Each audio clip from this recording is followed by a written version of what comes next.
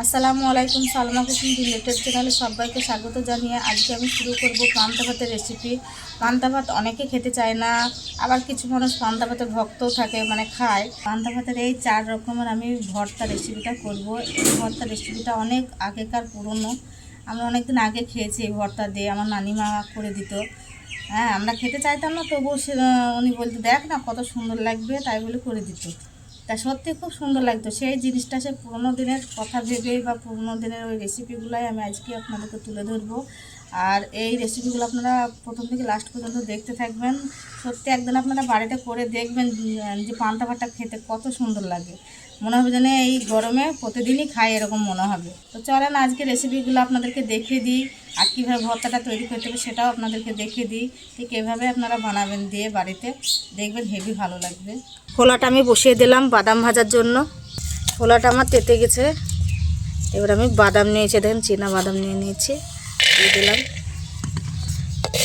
এটাকে আমি ভালোভাবে ভাজবো, না ভাজলে খোসাটা উঠবে না।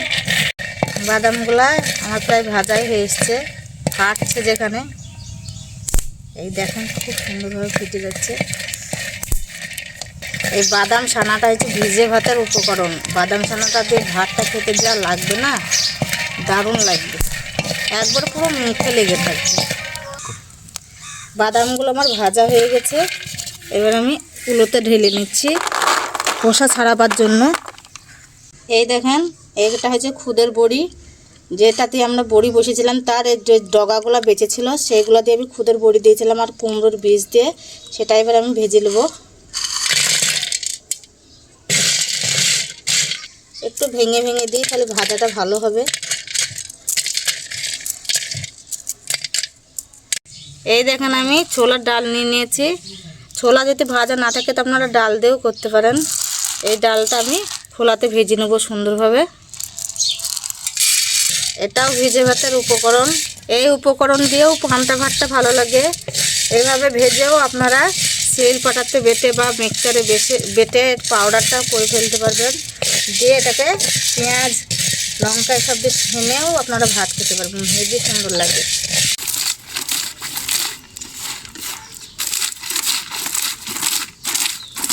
হালকা হালকা করে এইভাবে বাদামের খোসাগুলো ছাড়িয়ে নেবেন কুলোর উপরে ফেলে।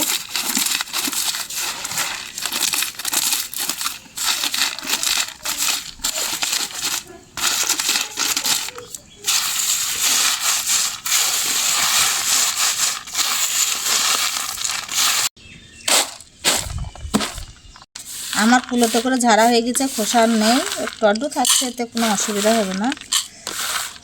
এবার চলেন ভর্তাগুলো আমি এক এক করে করে নেব, দেখতে থাকেন কেমন করে করছি। ছোলার ডালগুলো আমার ভাজা হয়ে গেছে, আমি এগুলা একটা প্লেটের মধ্যে নিয়ে নিলাম। আপনারা কি করবেন বলেন তো, গোটা ছোলা যদি ভাজা থাকে সেটা থেকেও আপনারা খোসাটা ছাড়িয়ে আপনারা এই ভর্তাটা করতে পারবেন। তা আমার কাছে যেহেতু ছোলা গোটা ছোলা নাই বলে আমি এই ছোলাটাই করলাম। এই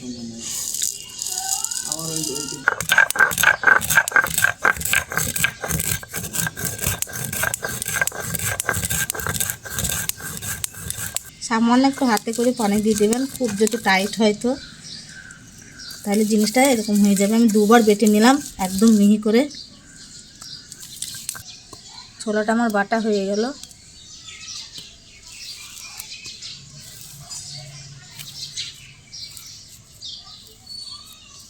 এবার আমি লবণ নিয়ে নেব স্বাদ মতন। আপনারা যেমন ভর্তাতে খাবেন লবণটা ঠিক সেরকম দেবেন, খুব বেশি দিলে ভালো লাগবে না। আর দিয়ে দিলাম কাঁচা লঙ্কা। শুকনো লঙ্কা হলে ভালো হতো, আমার কাছে যেহেতু শুকনো লঙ্কা নেই তাই আমি কাঁচা লঙ্কা দিয়ে ভর্তাটা করছি। আপনাদের থাকলে শুকনো লঙ্কা দিয়ে করবেন, তাহলে টেস্টটা আরও সুন্দর হবে। শুকনো লঙ্কা ভাজার যে একটা স্মেল, সেই স্মেলটা সুন্দর লাগবে। এবার নিয়ে নিলাম পেঁয়াজ। আমি সব পেঁয়াজ নেব না।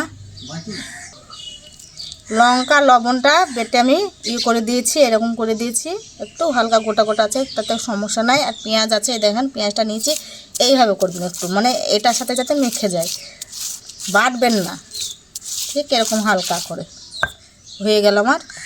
তাহলে পেঁয়াজের সাথেও লঙ্কাটা মিশে গেল, লবণ লঙ্কা সবটা মিশে গেল। এবার কিভাবে মাখাচ্ছি দেখে নেন।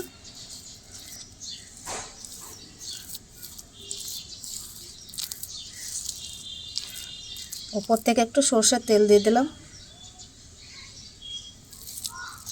মা বলো। এই ছোলা ছানার এই গন্ধটা তো হেভি মা। ছোলাটা ভাজলাম না, ওই জন্য স্মেলটা হয়েছে, খুব স্মেল যাচ্ছে।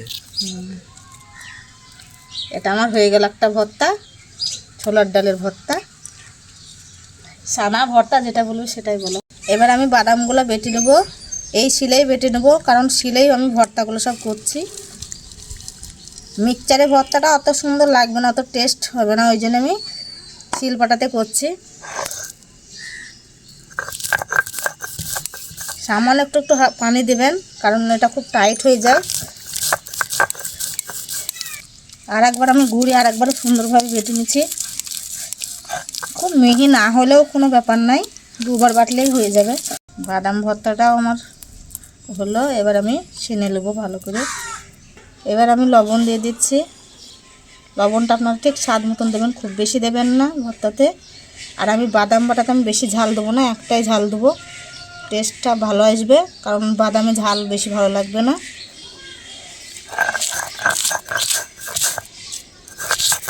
আর লবণের সঙ্গে কাঁচা ঝালটা আমি বেটে নিলাম। আবার আমি পেঁয়াজ নিয়ে নিয়েছি। আপনারা বাদাম বাটাতে পেঁয়াজের পরিমাণটা বেশি দিলে দিতে পারেন। এই দেখেন আমি ঠিক এইভাবে মাখিয়ে নিচ্ছি, মশলার সাহায্যে। বাটবেন না, বাটলে এটা গলে যাবে। মাখানোর জন্য আমি এটা এরকম করলাম। সামান্য একটু তেল দেবো, কারণ বাদাম তো তেল থাকেই বাদামে, তাই বেশি তেল দিচ্ছি না।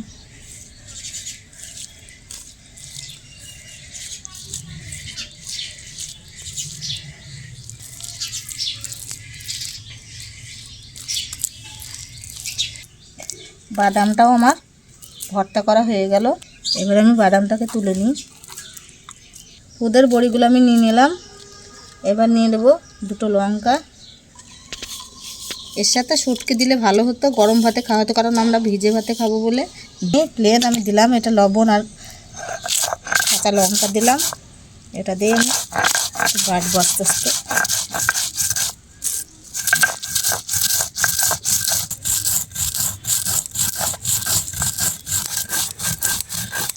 খুদের বড়িগুলো আমার বাটার কাজ হয়ে গেল। এবার আমি পেঁয়াজ দেব।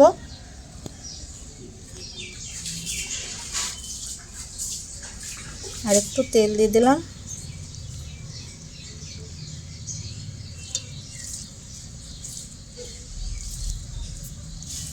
খুদের বড়িগুলো আমার সানা হয়ে গেছে, সবগুলো তোলা হয়ে গেল। এবার আলুটা ছেনে নেব। পেঁয়াজ নিয়ে নিয়েছি, এবার কাঁচা লঙ্কা নিয়ে নিলাম, লবণ দিয়ে দিলাম স্বাদ মতো, দিয়ে দিলাম তেল। এবার আমি আলুটাকে ছেনে নেব। আলুটা আমি আগে থেকে সিদ্ধ করে রেখেছিলাম। আমার আলুর ভর্তাটা করা হয়ে গেছে, কমপ্লিট। এবার খাবার দাবারের ব্যবস্থা চলবে আমাদের। আজকে দেখেন 4 রকমের ভর্তা আমার হয়ে গেছে পান্তা ভাতের জন্য। এই দেখেন, তো আমি এবার বাবুদেরকে ডাকিয়ে খাওয়া দাওয়ার জন্য, আর খাওয়া দাওয়ার পর্বটা আপনারা দেখতে থাকুন। কে খায়, ওরা তো খাবো না করেছে, দেখি খায় কি খায় না। আরিয়ান, রায়হান, এ বাবু, খাবার তৈরি হয়ে গেছে। বলে আরিয়ান, এইগুলো হলো কবেকার খাবার জানিস? 90 দশকের। এই 90 দশকের খাবার আমার মা, তারপরে আমার দাদিকে বললাম দাদি একটা আলু ছানি দে না। আজ সে পুরাতন জিনিসগুলো আবার তোর মা করে দিয়েছে, বুঝলি?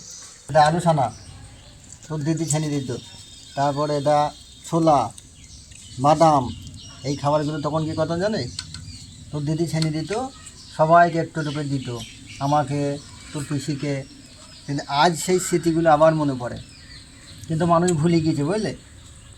পুরাতন স্মৃতিকে ঘুরতে গেলে এই সময় সময় এরকম খাবার খেতে হবে। মনে পড়বে মায়ের কথা, দিদির কথা, নানির কথা। আর পান্তা ভাত চলে পড়বে, শরীরটাও ঠান্ডা আর থাকে। গরমের সময় ভালো লাগবে। কবি তারাশঙ্কর কি বন্দ্যোপাধ্যায় কি বলিল জানিস? কেশ পাকিলে কাঁদো কেন, আর চুল যদি পেকে যায় তাহলে আবার কাঁদছো কেন তোমরা? আর কালো যদি ভালো হয় তাহলে পুরাতনকে আনতে গেলে, নতুনকে আনতে গেলে পুরাতনের মাঝে নতুনকে দেখতে হবে। এটা এইগুলো খা, এই এই এই আলোচনাটা আমি খাবো তো আরিয়ান, আমার মায়ের কথা মনে পড়বি, আমার নানির কথা মনে পড়বি, দিদির কথা মনে পড়বি। কিন্তু মানুষ আজ ভুলে গেছে সব কিছু। তাহলে নতুনকে পুরাতনের মাঝে নতুনকে তুই খুঁজে পাবি। ভিজে ভাত কিন্তু ওই পাকা ঘর এসি ঘরে খাওয়ার জিনিস নয়, এরকমভাবে চুলোর পাড়ে বসে বসে খেতে হবে, তবে ভালো লাগবে। পুরাতন দিনগুলোর কথা মনে পড়বে, বুঝলি? তোরা আজকে হাই ফাই হয়ে যাচ্ছে, মানুষ ভিজে ভাত খাইছে এসি ঘরে, মানায়? ভিজে ভাত খেতে গেলে চুলোর পাড়ে খেতে হবে, তবে তোর সেই পুরাতন দিনের কথাগুলো মনে পড়বে। আমার মানুষের এইভাবে খেতে চাইতাম না, আর একবারে সব রকমের করে দেখ না একবার খাইয়ে কেমন লাগে, সে সত্যি খুব ভালো লাগবে। খাওয়ার পরে একবারে এত জোরে জোরে ঢেকুর উঠতো তো বলার নেই, হেবি সুন্দর লাগবে। পান্তা ভাতের এই রেসিপিগুলো কাদের কাদের ভালো লাগলো কমেন্টে অবশ্যই জানাবেন, আর যাদের যাদের ভালো লাগলো লাইক কমেন্ট শেয়ার করে পাশে থাকবেন। আল্লাহ হাফেজ।